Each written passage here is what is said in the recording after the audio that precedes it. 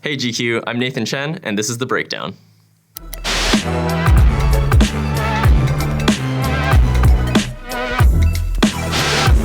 Blades of Glory.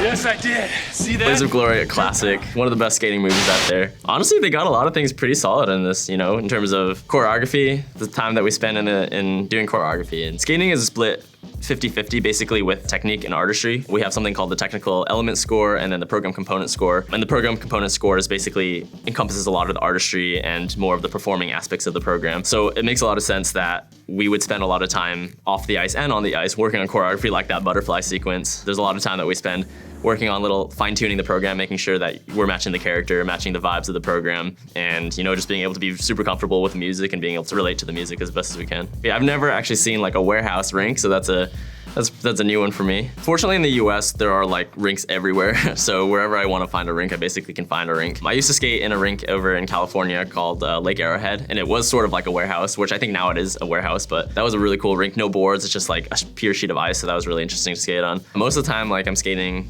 at rinks that are traditional, like rinks that I'm sure you can Google and find a rink close by, and basically that's what my rink will look like. And I have skated outdoors a couple times, which is super cool. That's a 10 out of 10 experience. So I grew up doing ballet. I started ballet when I was really young, maybe 5 or so, 5, 6, and mostly just did it because my sisters were super into ballet and they were like, hey Nathan, come with us and do it with us. And I ended up enjoying it as well, and it was cool. There were a lot of other boys that did the class with me, so I felt like I fit in, and it was a lot of fun. And I think that growing up and just like understanding movement, whether or not it perfectly relates to what I do on the ice now, at least it's something that I feel more comfortable doing, just basic movement, knowing where basically I should put my hands and where I should put my feet and all of that and where to look. All of these things are definitely things that I learned in ballet, and not just ballet, too, all sorts of styles of dance, whether it's jazz, hip hop, contemporary, all of these different styles of movement, can definitely play a role in skating, considering that a big portion of our score is that aspect of skating.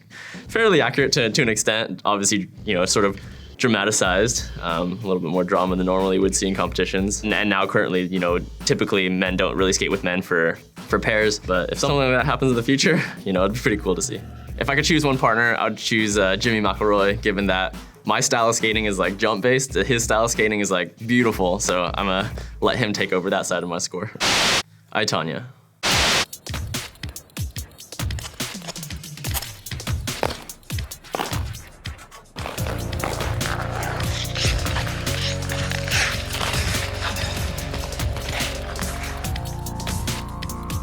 Actually, the double that was in I, Tanya was one of the girls that skated at my rink when I was growing up in California. So it's kind of funny, like seeing her do the elements. I'm like, oh, like I recognize her doing this element. But at the same time, actually, like they did a really good job replicating and sort of recreating the original performance of Tanya. And yeah, I mean, if you asked me to replicate Tanya's programs, like I would have a hard time doing that. So the doubles did a really great job. In Margot's case, like, man, props to her for being able to learn the choreography, learn how to adapt it on the ice. Moving off the ice just feels extraordinarily different than moving on the ice. Sort of like learning how to adjust your body while doing the positions is like, pretty big feat. So for her to be able to just like pick it up and do that, and for me, I like can't really tell. Obviously there's like camera angles going on there too, but yeah, genuinely she did a really good job. That's nicely done.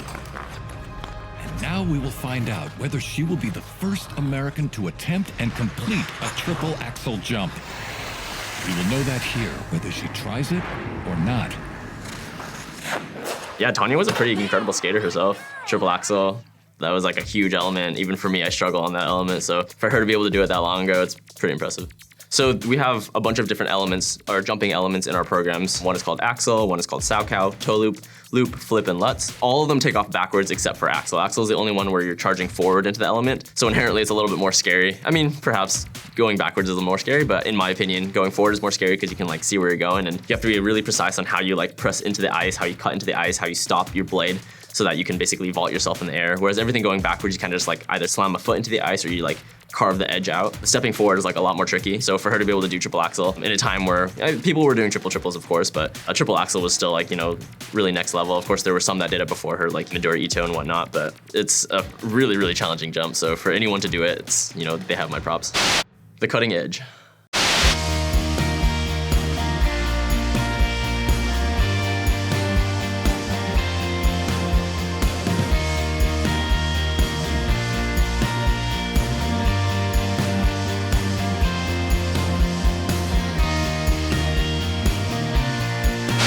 those are two separate tricks that they put together into one. I'm not a pair skater, so I'm not extraordinarily versed in a lot of the pairs moves, but I've skated with a lot of pair skaters. So the first thing they did was like more of like an exhibition show sort of trick. And then he like threw her up, which is something that like never happens. And then they like cut into something called a twist, where they'll like skate with a lot more speed going backwards and huck the girl up, and she'll do a twist and he'll catch her and put her back down. And yeah, that's something that like what they just did was like they just cut two tricks together that would never ever exist. But yeah, that was entertaining to say the least.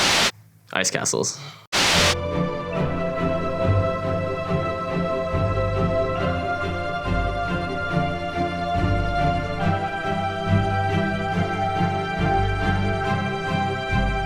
I mean, the program was good.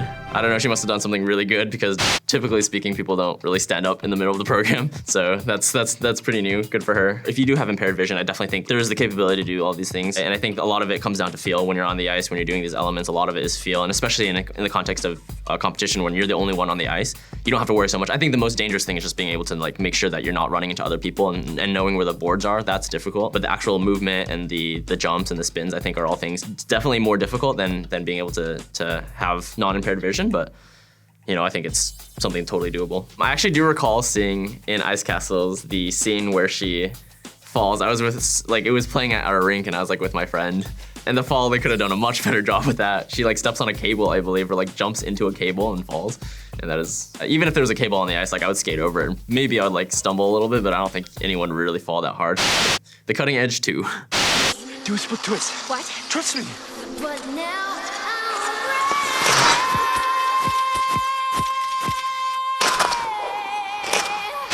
Oh man, I don't even know where to start on this one.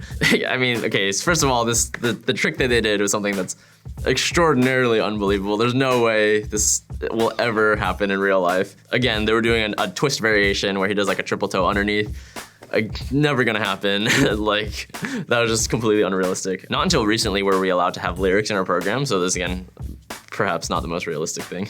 In single skating, you have a little bit more of like leeway to be like, hey, like, oh, something went wrong early in the program, let's do a modification later in the program. But with pairs, it's generally like, you don't have time, you know, these people, like, they have to just do it on cue, and there's a lot going on, you know, music is loud, and of course you can talk to your partner. And again, this is from a skater that doesn't have experience actually skating with a partner, but like from having friends that I know have that experience, like they can talk, they can sort of like organized slightly in the program, but to sort of improv like that is like pretty remarkable, and that's something that I don't think you would normally see. Ice Princess.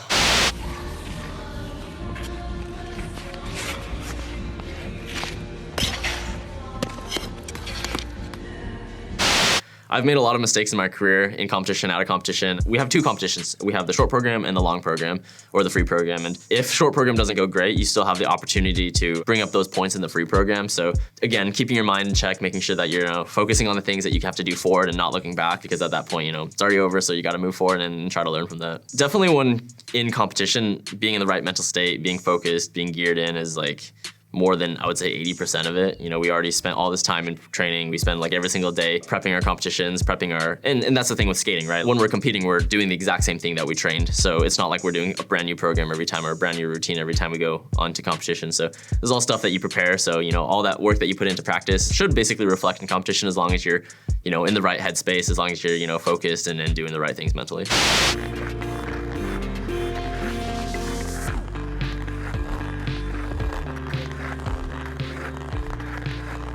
I do love in all these skating movies when they like make them do like triples or other jumps. They'll like do the first part and immediately cut and then have like them rotating down, so it like doesn't allow for how many rotations they did in the air. Because given now, like a lot of the skaters, men and women, are doing like quads, so you'll be able to see like just very clearly how many rotations they're doing. But this, it's like, oh, was that a double, a triple, a single? Like, kind of hard to tell. But yeah, I mean, the skating was nice. It was entertaining. I also don't know when this was, but we weren't allowed lyrics until like quite recently. I don't remember exactly what year, but maybe post 2014 or something along those lines.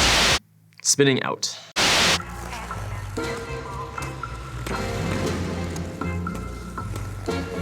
In terms of tricks, in terms of like what they did, this is the most realistic, I think, out of all of them. You know, the jump was like from the start to the end. You could see the whole jump. So like clearly they were doing side-by-side triple toes, did a throw triple loop. So whoever the doubles were, whoever was that did this program actually did a pretty good job, pretty good skaters. Aesthetic choice, tights over boots is a little not common these days. I think more so you'd see tights under boots, but that's like a minute detail. Single skating and pair skating, you'll see a little bit of difference in terms of like the single elements that we do. So commonly in single skating, you'll be able to see jumps with more rotations. So, you know, oftentimes in the men and the women, you'll see like quad toes, quad sows, quad lutzes. Whereas with pairs, more often you'll only see triple jumps, but they'll do like lifts, they'll do twists, they'll do a bunch more like acrobatic stuff, which of course leads to more difficulty in certain regards, while quads lead more difficulty in other regards. And also like something that is very distinctive about pairs is more often than not, you'll see guys that are a little bit bigger in stature, so they're more top built, whereas I think single skaters are a little bit more bottom built, since we just try to be as light as we can to get, you know, as aerodynamic and as much power as we can off the ice to get rotations in. Whereas these guys have to be really strong in their upper bodies to be able to, you know, do lifts and whatnot. I prefer single skating because I really like the elements. I like doing jumps. I like doing all that stuff. That's like super fun for me. I'm also tiny. Like I'm not a big guy, so it'd be probably really difficult for me to be able to lift and all of the pairs sort of maneuvers. Props to all these athletes. I mean, we work really hard. You know, every athlete works really hard to do what they do. So it's really cool to be a part of this figure skating community. Flash dance.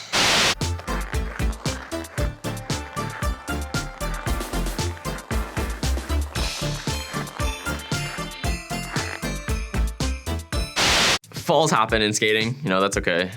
We all make mistakes. Typically in skating, when you make a mistake, you just get back up and keep going, especially in competition. So that's something that has been ingrained in me, at least, from my parents and my coaches, to be like, hey, you make a mistake, get up, keep going. So unless she was hurt, I have no idea. I don't know what happened for the rest of the program, but yeah, she should keep going. Also, I don't know when this movie was, but typically in competitions, you won't see spotlights. There was a period of time when they would compete with spotlights, but that's something that we don't really do anymore. We'll do spotlights for exhibitions, so for shows, for things that are more like, you know, fun entertainment style programs, we'll do that. But things that were like competing and getting a score, we won't use spotlights. It was a little staged. I mean, she just did 2 doubles and both of them were kind of just like sat down. Technically, yeah, there's some things she could have done, like putting her body in a certain position, you know, pressing her circle out a little bit more so she can get a little bit more torque off the top, but highly technical things and things that you don't really need that high level of technique for a double, so I think it was a little bit more staged than anything. Thanks so much for watching these clips with me. Stay tuned for part 2.